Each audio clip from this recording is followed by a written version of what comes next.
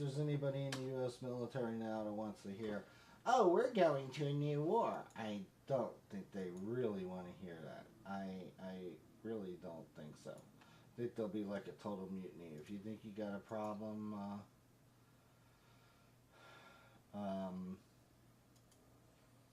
getting troops, you're going to have a real one if you decide to go into a war with Syria.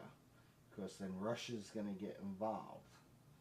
Personally, what I think is this: we need to take care of our own borders. We need to take care of our own peoples, our own veterans, our own military, and let the Israelis and the Syrians and everybody else there kill each other for all I care. Because the Russian bear is not going to sit quietly and allow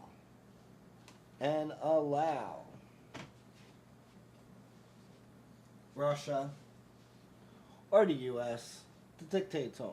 It's not going to happen, people. It's just not going to happen. So what do you want to do? Do you want America to get into another war like Vietnam, like Iran, Iraq? Well, they're still talking about messing with Iran. That's why I keep saying it. And do you want to have more troops coming home, missing limbs, missing part of their skulls, or worse, in coffins? Enough is enough. Enough with war. Enough with the U.S. being involved in war. It's time. Israel, for centuries, millennia, have fought their own battles, and they're still there.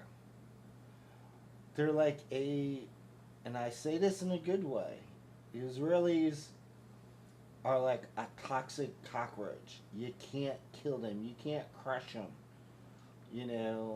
These people are one of the best military-minded countries in all the world. It's their law. You have to, at 18 or right out of high school, serve 2 years in the military. The United States government should do that. They'd have less crime. They'd have better peoples.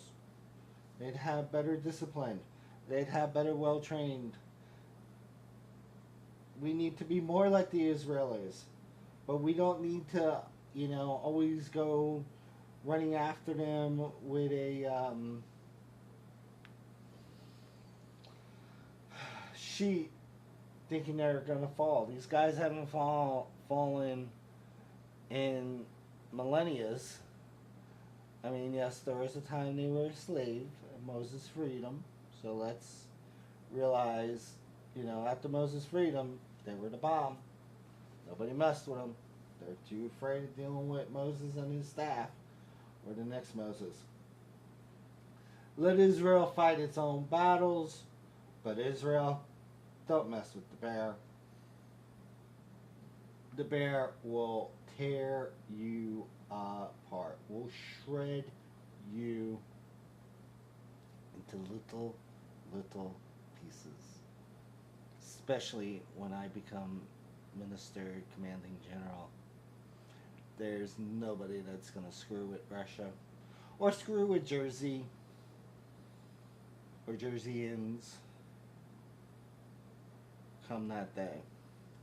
So people, tell your congressmen, tell your senators, ask them, are you serious if you want to get into a war with Russia or get involved in Syria? Ask them if they're serious. And if they are, well, why don't, like Michael Moore did in 9/11 Fahrenheit, send your own kids there.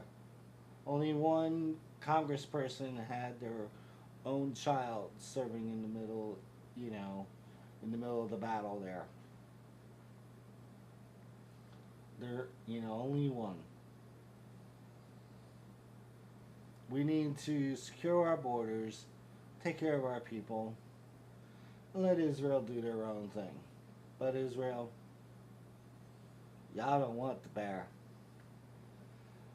Okay, this is gonna be a short show. Last night's show was short because I screwed up and um, forgot to charge up the battery on the camera. But tonight it's charged. But I'm not gonna beat a dead horse with what I think about this. I've stated my piece. Time for the American people to become boisterous like the people who marched against Monsanto. You have to march against war. The U.S. putting our troops into other people's conflicts. I want to wish everybody a great night, a great day tomorrow. Talk to you tomorrow night. Still don't know what I'm going to talk about tomorrow night. I think I'll just wait and see what pops up during the day. So with that said, this is Jonathan, the Impaler Sharky, saying, bless be, rock on.